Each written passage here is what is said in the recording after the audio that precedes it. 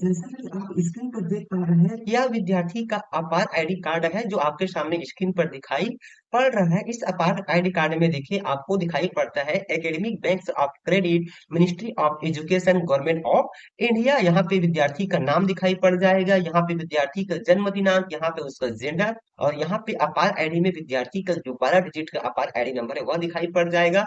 यहाँ पे एक क्यूआर कोड दिखाई पड़ रहा है जिसको स्कैन करके आपको पूरी डिटेल प्राप्त हो जाएगी। साथ ही यहाँ पे आपको देखिए विद्यार्थी का एक फोटोग्राफ भी आपको दिखाई पड़ जाएगा। साथ ही से हमने सुरक्षागत कारणों से इसे हाइड किया हुआ है। तो हम आपको आगे वीडियो में प्रोसेस बता रहे हैं कि किस प्रकार से आप भी विद्यार्थियों का जो अपार आईडी कार्ड है आसानी से डाउनलोड कर पाएंगे। विद्यार्थी स्वयं भी वीडियो में बताए गए प्रोसेस के अनुसार से अपना अपार आईडी कार्ड डाउनलोड करने के बाद उसे प्रिंट करके अपने पास सुरक्षित रख पाएंगे। यह एक महत्वपूर्ण डॉक्यूमेंट है। तो चलिए आपको आगे वीडियो में बताते हैं कि किस प्रकार से जिन विद्यार्थियों का अपार आईडी जनरेट हो चुका है, जिनका अपार आईडी कार्ड बन चुका है, वे घर बैठे कैसे आसानी से अपना अपार आईडी कार्ड डाउनलोड कर पाएंगे। तो साथियों, आपका अपना चैनल नॉलेज वीसीएम में आपका एक बार फिर स्वागत है। तो यहाँ पर देखिए हम अपने विद्यालय की यू गाइड्स प्लस पोर्टल में अपने विद्यालय की आईडी पासवर्ड के थ्रू लॉगिन कर चुके हैं, और यहाँ पे अपार मॉड्यूल पे जैसे ही हम जाते हैं तो जिन विद्यार्थियों का हमने अपार आईडी जनरेट कर लिया है, जिसका अपार आईडी बन चुका है, यहाँ पे हमें दिखाई पड़ता है स्टेटस जनरेटेड, और यहाँ पे अपार आईडी शो हो जाती है। तो इन विद्यार्थियों का हम किस प्रकार से अपार आईडी कार्ड डाउनलोड कर सकते हैं, तो चलिए आपको आगे वीडियो में प्रोसेस बता रहे हैं। तो अपार आईडी बनने के बाद अपार आईडी डाउनलोड करने के लिए हमें एक नए वेब लिंक पे जाना पड़ेगा, नए वेबसाइट पे जाना पड़ेगा। तो आपको एक सर्च बार ओपन कर लेनी है, उसमें लिखनी है आपको इस तरह से डिजी लॉकर। तो जैसे ही आप डिजी लॉकर टाइप कर सर्च करते हैं तो आपके सामने ये वाला पेज दिखाई पड़ जाएगा। ये डिजी लॉकर जो है आपको आपके मोबाइल फोन पर मोबाइल ऐप के थ्रू भी ये आप डाउनलोड कर पाएंगे। आज हम आपको वेबसाइट के थ्रू डाउनलोड करना बता रहे हैं। तो उसके लिए ये वाला पेज दिखाई पड़ जाएगा। उसके बाद देखिए आपको दिखाई पड़ रहा है कि डिजी लॉकर https://www.digilokar.gov.in, इसके ऊपर आपको क्लिक करना है। जैसे ही आप उसके ऊपर क्लिक करते हैं तो आपके सामने ये वाला पेज दिखाई पड़ जाता है। और डिजी लॉकर पे पहले से आपका साइन अप हो चुका है, आपकी यूजर आईडी और पासवर्ड बन चुका है, तब आपको सीधे साइन इन पे क्लिक करना है, अन्यथा आपको ये साइन अप पे क्लिक करना है। तो चलिए हम साइन अप पे क्लिक कर लेते हैं। जैसे ही आप साइन अप पे क्लिक करते हैं तो आपके सामने ये वाला पेज दिखाई पड़ जाएगा, जहां से आप यहाँ पे कहा जा रहा है creating account is fast and easy. यहाँ पे कहा जा रहा है फुल नेम। तो यहाँ पे जिसका आप अपार आईडी जनरेट करना चाहते हैं, यहाँ पे उसका फुल नेम आ जाएगा, यहाँ पे उसका डेट ऑफ बर्थ आ जाएगा, यहाँ से आपको दिनांक चयन करना है, यहाँ से आपको मंथ चयन करना है, और यहाँ से आपको ईयर चयन करना है, और यहाँ से आपको उसका जेंडर चयन करना है कि मेल है कि फीमेल है कि अदर है, और यहाँ से 10 डिजिट का वैलिड मोबाइल नंबर फिल कर देनी है, यहाँ पे एक ईमेल आईडी फिल कर देनी है, और यहाँ पे आपको 6 डिजिट का आपको सिक्योरिटी पिन अपने इच्छा अनुसार से यहाँ पे आपको फिल कर देनी है। उसके बाद चाहे तो यहाँ से आप उस पिन को देख भी सकते हैं कि आपने कौन सा पिन यहाँ पे फिल किया है। तो ये डिटेल फिल करने के बाद आपको सबमिट पे क्लिक करना है। तो जैसे ही हम सबमिट करते हैं तो ये वाला पेज दिखाई पड़ता है, जहाँ पे कहा जा रहा है कि वेरीफाई मोबाइल ओटीपी, और जो आपने मोबाइल नंबर फिल किया है उस पर एक ओटीपी चला जाएगा 6 डिजिट का। उस ओटीपी को यहाँ पे डालने के बाद हमें सबमिट पे क्लिक करना है।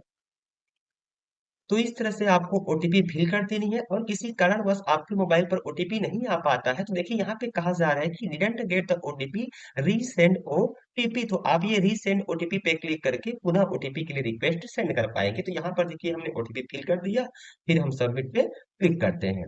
जैसे ही हम सबमिट पे क्लिक करते हैं तो हमारे सामने एक नया पेज दिखाई पड़ जाएगा, जैसा आपको स्क्रीन पर दिखाई पड़ रहा है। जैसे ही हम ओटीपी वेरीफाई करते हैं तो ये वाला पेज दिखाई पड़ता है। यहाँ पे कहा जा रहा है कि वेरीफाई आधार, यानी कि आधार को वेरीफाई करना है। तो यहाँ पे आपको अपना 11 डिजिट का आधार को फिल कर देनी है, उसके बाद आपको नेक्स्ट पे क्लिक करना है। जैसे ही नेक्स्ट पे क्लिक करते हैं तो आपके आधार पे जो मोबाइल नंबर लिंक्ड है उस पर एक 6 डिजिट का ओटीपी चला जाएगा। उस ओटीपी को यहाँ पे आपको फिल करना है, उसके बाद फिर आपको ये सबमिट पे क्लिक कर देनी है। और यदि किस कारणवश ओटीपी नहीं आ पाता है तो आपको फिर से यहाँ पे रिसेंड ओटीपी का ऑप्शन आएगा, उस पर क्लिक करके आप पुनः ओटीपी के रिक्वेस्ट सेंड कर पाएंगे। चलिए हम यहाँ पे ओटीपी फिल कर लेते हैं। तो इस तरह से ओटीपी फिल करने के बाद हम सबमिट पे क्लिक करते हैं। जैसे ही हम सबमिट पे क्लिक करते हैं तो हमारे सामने इस तरह से पेज दिखाई पड़ता है।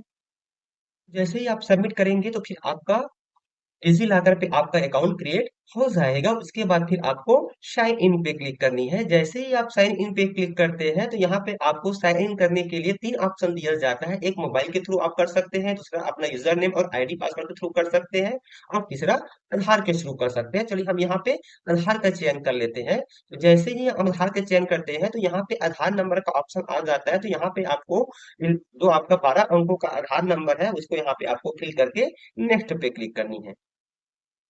जैसे ही हम नेक्स्ट पे क्लिक करते हैं, पुनः आपके आधार पे जो मोबाइल नंबर लिंक्ड है उस पे एक 6 डिजिट का ओटीपी चला जाएगा। उस ओटीपी को यहाँ पे हमें फिल करके सबमिट पे क्लिक करना है। किसी कारणवश से ओटीपी नहीं आता है तो पुनः रिसेंड ओटीपी पे क्लिक करके आप फिर से ओटीपी के रिक्वेस्ट सेंड कर पाएंगे। चलिए हम ओटीपी फिल करके सबमिट कर लेते हैं।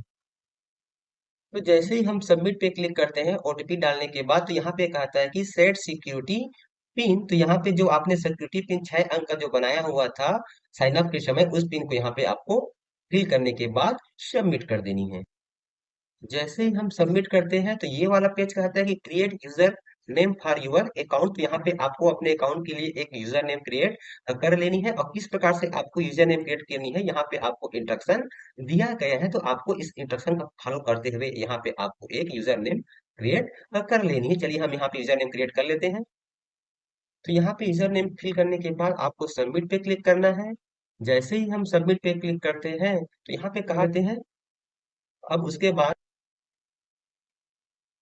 देखिए लॉगिन हो चुके हैं, और यहाँ पे कहा जा रहा है कि यू इशू डॉक्यूमेंट्स। यहाँ पे आपको दो डॉक्यूमेंट इशू हो चुके हैं। देखिए, एक है आपार आपार आईडी और दूसरा है आपका आधार कार्ड। तो इसको डाउनलोड करने के लिए आप सीधे इस पे भी क्लिक कर सकते हैं। साथ ही यहाँ पे आप ये इशू डॉक्यूमेंट भी क्लिक करके भी यहाँ से आप अपना अपार आईडी को डाउनलोड कर सकते हैं। तो चलिए हम यहाँ पे कहा जा रहा है कि अपार आईडी यहाँ पे आपको दिखाई पड़ती है, और कहा जा रहा है यहाँ पे देखिए आपको डाउनलोड का आइकन दिखाई पड़ रहा है। तो ये डाउनलोड पे आपको क्लिक करना है। जैसे ही आप डाउनलोड पे क्लिक करते हैं तो यहाँ पे आपको कहा जा रहा है कि पीडीएफ वर्जन, तो आपको ये पीडीएफ पे क्लिक कर देनी है।